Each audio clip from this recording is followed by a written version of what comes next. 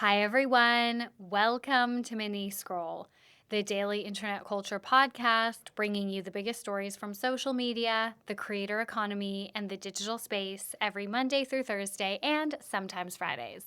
I'm your host, Lauren Meisner, the founder of the youth digital media brand, Centennial World. Welcome back to Mini Scroll, everyone. Okay, a bit of a scheduling update. I am not going to be doing a Friday mini for you guys tomorrow. I'm so sorry, but one of the services that we provide here at Centennial is we do corporate podcast production. So it's for brands and corporations that want to build out in-house podcasts. They're not like part of our network. We don't sell ads against it. It's just us working behind the scenes to help them bring an in-house podcast to life. So for the past 2 months, we have been working with one of our favorite clients to build them out their own in-house podcast. It is launching in 2 weeks and it's an interview podcast. And so it just so happened that like when the guests could do interviews, it was like all this week. So we are so under the pump this week and I have so much work to catch up on tomorrow. And I also need to record the deep dive because there is going to be a new deep dive next Friday. So I need to prioritize the deep dive and catching up on my work. So there will be no Friday mini tomorrow. I'm sorry. But I am also going to be doing mini tech scroll next Wednesday because Annabelle is out of office on Wednesday. So you guys will still get me, actually, you'll get me 5 days a week next week. So there you go. It makes up for it. Anyways, as always, please remember to rate, review, and subscribe. Please Spotify star rate us. I can see you guys are rating us and I love it. I do know that to Spotify star rate, you need to like listen to a certain amount of minutes, I think, per episode or per show, I mean. So please listen for a couple minutes so you can Spotify star rate us. Leave us an Apple review, subscribe to us on YouTube, buy us a coffee if you feel so inclined. It means so much to us. Every single dollar goes back into the business. And let's get into the stories for today. So the first story that I have for you guys, of course, is that the ex-Try Guys star Ned Fulmer is back. He has launched a new podcast following his cheating scandal. So Ned Fulmer is back in the public eye, and honestly, people are not down. So for a refresh, Ned was part of the popular YouTube group The Try Guys. He was married to a woman named Ariel, and he built a bit of a personal brand around that relationship. He really branded himself as a wife guy, and that image was shattered in 2022 when he was exposed for having an affair with one of his staff named Alex. The affair was exposed when photos of Ned kissing his employee Alex started circulating the internet. And Ariel, to make matters worse, also worked at the Try Guys. So she was also colleagues with the woman. Within days of these photos emerging, he was dropped from the Try Guys, and internet users and fans really celebrated how seriously the group took this whole situation, especially since it wasn't just a cheating scandal. It obviously also was presumably like an HR violation, given that Ned was the boss of the woman that he was having an affair with. And because of Ned's image and because of, how messy it was with the cheating and the HR of it all, this blew the fuck up. I'm sure you guys remember we were doing the podcast when it happened and we reported on it, I think, in Viral News because it was such a big deal at the time. Like this was definitely not Scandival level, but it was huge. Like every corner of the internet was talking about it in some capacity. So Ned essentially disappeared from the internet after this, but he has now returned with a new podcast called Rock Bottom, in which he plans to interview people about their lowest moments and how they got through them. First of all, okay, this podcast concept I think is great. Like, I am very interested in hearing stories like this. I'm interested in hearing from people that have gone through major cancellations, if that's, part of the guests. Like, I'm interested in hearing what it is like going through those rock bottom moments. However, Ned hosting this podcast as if he wasn't like directly responsible for his own rock bottom moment is so like unaware of him. It's so unhinged. So upon the launch of this new podcast yesterday, he also did an interview with People. He told People, quote, "It's pretty well known that I was presenting myself as a wife guy who talked about his adorable relationship. It was something fans seemed to resonate with and I leaned in consciously. It certainly was a part of my life. I understand that that's why it was such a big scandal, because it's ironic and it feels like a rug pull to people. That must have been really painful and devastating to the viewers." Oh, was it really painful and devastating to the viewers? I can't. Okay, you guys are going to see why I just don't believe anything he said. I'm going to put some clips of the podcast in here, but I cannot believe how he acted in the first episode. Okay, in this article too, Ariel made it clear she has not forgiven Ned for the affair. She said forgiveness is not her goal. It's more about like trust, clear boundaries, and integrity, given that she and Ned are like obviously working on the relationship for the sake of their kids. So let's get into the podcast. The first episode was actually a sit down with Ariel. And here are some of the big takeaways. Number one, Ned and Ariel are no longer romantically linked. So I guess that was unclear until now. They have separated. Ariel said she found out about the cheating scandal from a fan who sent her the photo. I can't imagine how horrible that is. You know who also found out about their cheating scandal through a fan DM photo? Lala Kent. It wasn't directly to her, but a fan had apparently DM'd Katie Maloney from Vanderpump Rules as well, of course, friends with Lala, photos of Randall with women, and that is how they found that out. It's pretty wild that famous people, even if they're not like A-list, like even if it's Ned Fulmer from the Try Guys and Randall Emmett from, I don't even know what he's from. I mean, he's from Vanderpump Rules, but he's also like a disgraced producer from Fofty fame. If you guys know, you know. It doesn't matter. You still have so many eyeballs on you. Chances are people are going to recognize you and you're cheating in public. It's so wild. I wonder if sometimes they want to get caught. That just crossed my mind. I feel like maybe sometimes that is the goal. Maybe even if it's like subconsciously. So yes, Ariel said she found out from a fan who sent her a photo and she was initially unable to process what she saw. And Ned said ultimately the scandal forced him to reevaluate his mental health and how he presents himself online. Okay, so fans are not having this. There are a few main pieces of feedback. Number one, Ned comes off like really bad in this, just like removed from the emotional toll that this has had on Ariel. And I don't know, like to me, he seemed uninterested in taking accountability. Like he doesn't really buy what he's saying, kind of. Not only did you having an affair, it shattered our marriage, but it also, all of that guilt and shame, you like hoisted that on me. Like you gave that to me. And now I have to carry that around for the rest of my life. I don't think it's fair that as a society you're put in that position. It's certainly not true. And no, it's not something that I imagined as I was doing that. I think none of it was. If you really like let it sink in just how much you're hurting your partner and how devastating it is, like, how could you do that? And I mean, I know you could argue that it's going to appear differently when he's talking about it publicly on camera, like how he feels about all this. Like maybe they've worked through all of this in therapy and he's done his own inner work and stuff. But at the end of the day, like he also chose to sit on camera and do this long form discussion with his wife about this thing that he did to her in order to monetize her pain, you know, and like bring himself back into the public eye.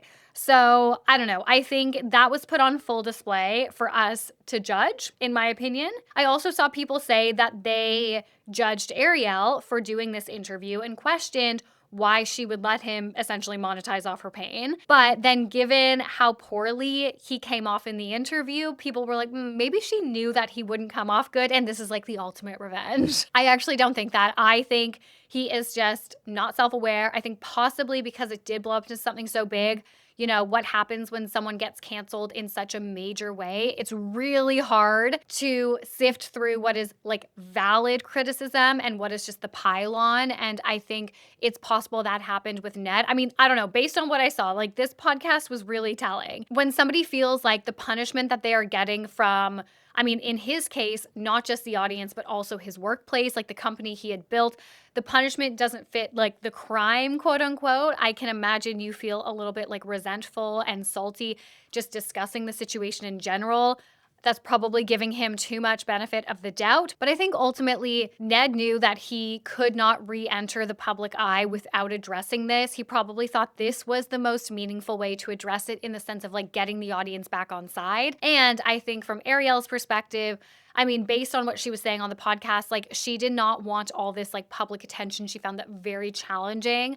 And so I wonder if she's thinking, well, if Ned is going to re-enter the public eye, this could pick up that public attention again around her and around their relationship. And so if she just, you know, kind of nips it in the bud and does this podcast interview with him to relaunch and tells her story, then maybe there will not be as much speculation and not as much attention, and it will just kind of go away, which I honestly think is possible. I think actually that probably is what will happen. Okay, the next story that I have for you guys, I am particularly interested in this because one of my favorite biographies of all time is Anna by Amy Odell. I read it when it first came out in 2022, and then I literally just finished it again today. I was listening to it on audiobook. So I am like very in the old school magazine world right now, and Conde Nast obviously is front and center of that biography.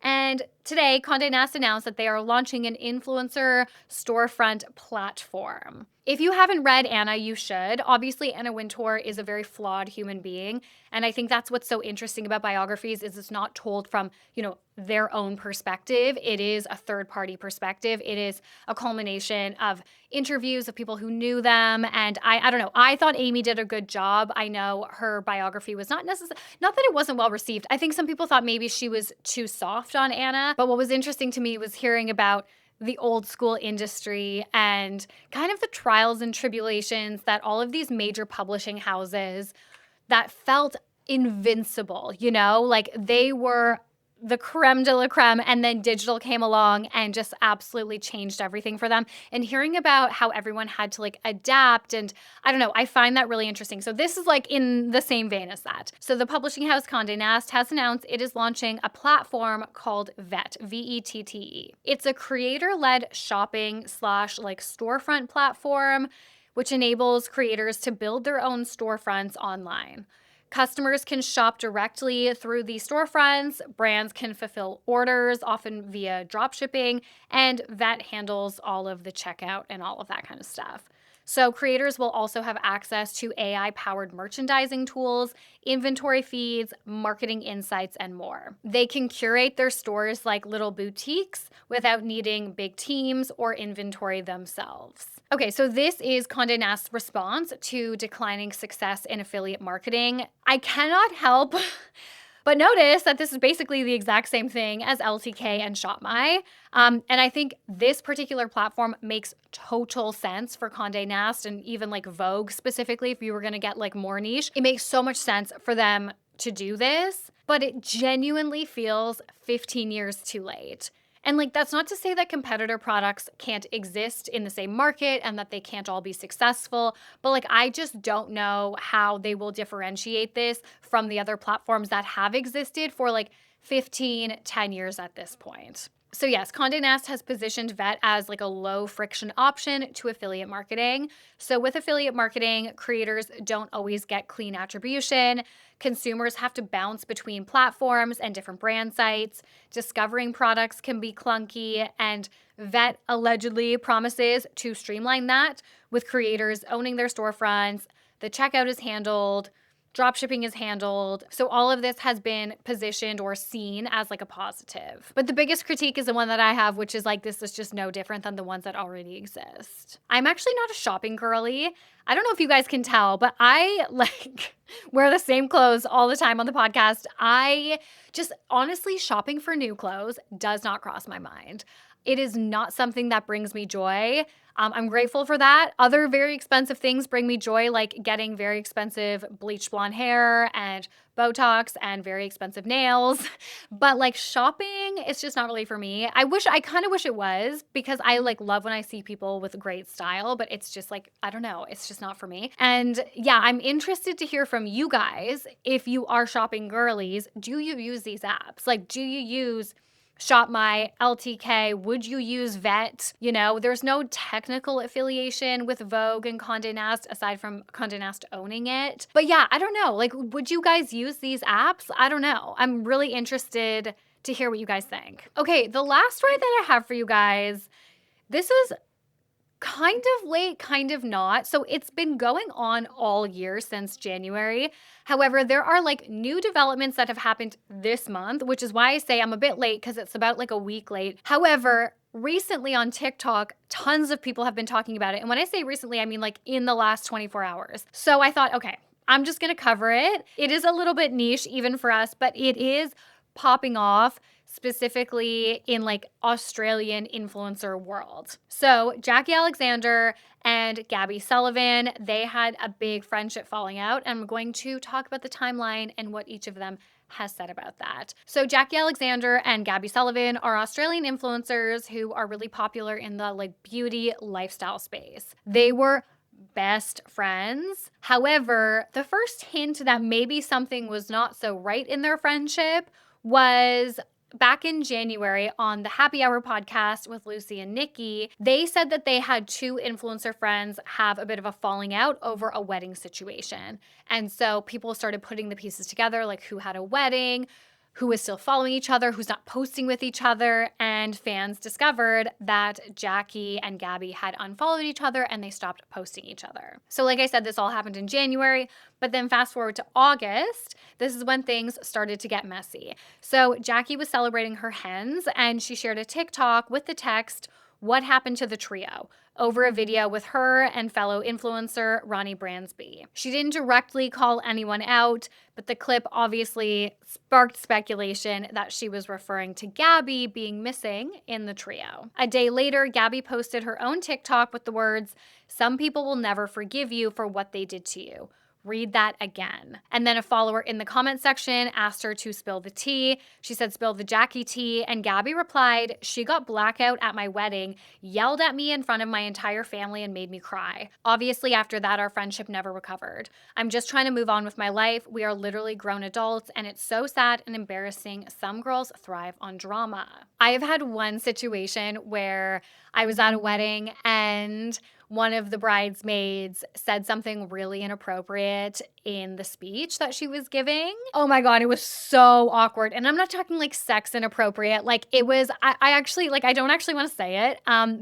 But it was so awkward. And everybody was just like, and then she was just like, "What?" Like, you know, when the party kept going and everything, and people were like, "Girl, what the fuck was that?" And she was like, "Oh, what?" Like, and got really defensive about it. So I can imagine like weird shit happens at weddings. Weddings bring out like weird vibes in people sometimes. Okay, so then in mid-September, Jacquie gave a statement to Pedestrian TV saying that she wanted to set the record straight. She said, "I did not yell at Gabi's wedding, nor did I ruin her day. We continue to remain friends post her wedding day. There is a deeper problem and level to the story which is missing, and as anyone who has been in a toxic friendship would completely understand. Sometimes people aren't meant to be friends, and that's simply what happened here. In the end, it wasn't healthy for the both of us, and that's why it ended, which had already happened once before, but I chose to forgive her and try again. These accusations are false and hurtful. What has been more upsetting is the public shaming directed at me since. I have always respected that it was Gabi's special day, and I would never want to take away from that.